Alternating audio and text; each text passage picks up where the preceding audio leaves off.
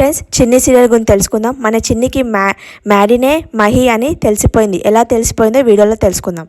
మీ ఇంట్లో వాళ్ళని ఒప్పించడానికి ఏమైనా ప్లాన్స్ ఉన్నాయా?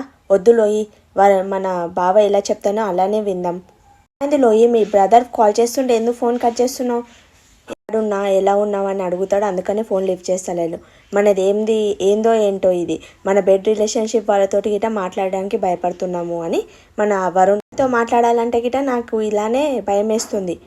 ఏంటో వరుణ్, మీ ఇంట్లో వాళ్ళు ఒప్పుకునే వరకు ఇదంతా కష్టాలు. వాళ్ళు ఒప్పుకునేటట్టు తొందరగా చేసుకోవాలి. వీళ్ళు ఎలాగైనా ఒప్పుకునేటట్టు చూసుకోవాలి అని మనలోకి. నేను బయటికి వెళ్ళేసి వస్తాను. ఎక్కడికి వెళ్తున్నావు? కొంచెం పని ఉంది. ఈరోజు ఎలాగైనా అన్నయ్యకి ఫుల్ స్టాప్ పెట్టాలి. ఇటు తిరిగి నా దగ్గరకు వచ్చేస్తాడు అన్నయ్య. ఏమైంది లోయి? ఏం లేదు వరుణ్, మనం తీసుకురమ్మంటావా?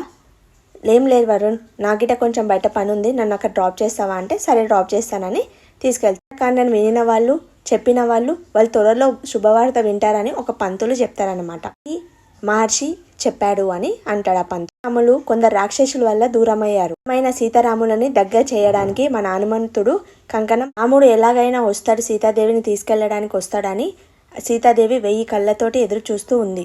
ప్రేమని పెంచుకున్న కోనంట రాముడు ఆ సీత కోసం ఎదురు చూస్తూ ఉన్నా. అమ్మ తల్లికున్న తల్లి ఓర్పు ఎదురు చూస్తూ ఉంది. ఓర్పు అంత ప్రేమ ఉన్న జంటని విడదీయడం ఆ రాముని వల్లనే కాలేదు, నాసుని వల్లనే కాలేదు, మొత్తం జాతీయాలు ఉన్న రాక్షసుల వల్లనే దుష్ట శక్తులు ఉన్న కోరికలు కోరుకుంటే ఎన్ని యజ్ఞాలు చేసినా ఏం చేసినా వాళ్ళ ఫలితం రాదు. తో కార్యక్రమం ముగిస్తున్నాను. రేపటితో సీతారాముని కళ్యాణం ఎలా జరిగిందో చెప్తాను అని ఆ పంతులు గారు చెప్పారు.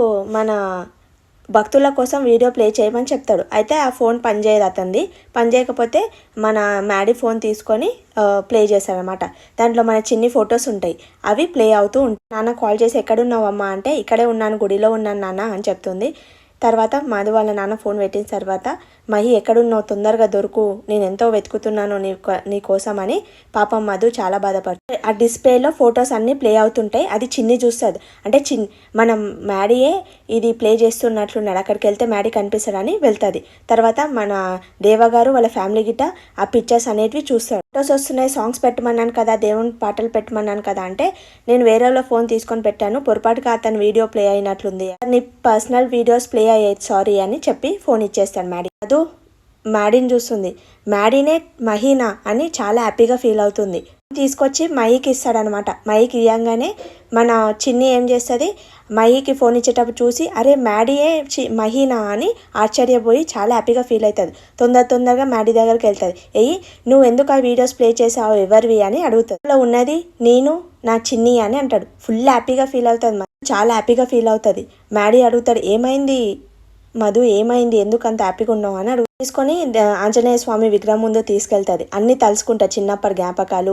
అలాగే ఆ పెద్దమ్మ చెప్తారు కదా, నువ్వు ఎవరిని కోల్పోయా వాళ్ళు ఈ రోజు నీకు కలుస్తారని, అవన్నీ గుర్తు చేసుకొని హ్యాపీగా ఫీల్ అవుతారు. తర్వాత మధు చెప్పు అని అంటే, నేను చెప్పేది వింటే నువ్వు చాలా హ్యాపీగా ఫీల్ అవుతావు, నేనేం చెప్పాలనుకుంటున్నానో ఈ ఆనంద పెట్టే విషయం ఎప్పుడెప్పుడు వస్తుందా అని ఎదురు చూస్తానికి ఇప్పుడు నాకు అవకాశం వచ్చింది. నేను చిన్ని అని చెప్పనీకి వెళ్ళగానే మ్యాడీ వాళ్ళ అమ్మ వస్తుంది. అప్పుడు ఇద్దరు షాక్ అయిపోతారు. అప్పటికే ఎపిసోడ్ అయిపోతుంది.